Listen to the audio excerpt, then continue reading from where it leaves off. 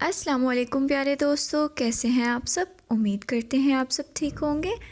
تو دوستو، آج ہم اردو کی گنتی سیکھیں گے۔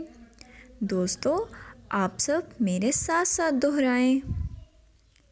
یہ ہے ایک، ایک، ایک، دو، دو، دو، تین، تین، تین، چار، چار، چار، پانچ، پانچ، پانچ، چھ، چھ، چھ، سات، سات، سات، آٹھ، آٹھ، آٹھ، نو، نو، نو،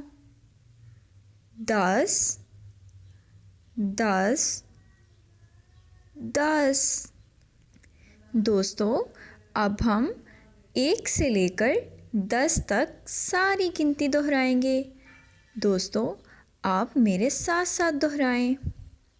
ایک، دو، تین، چار، پانچ، چھ، سات، آٹھ، نو، 10۔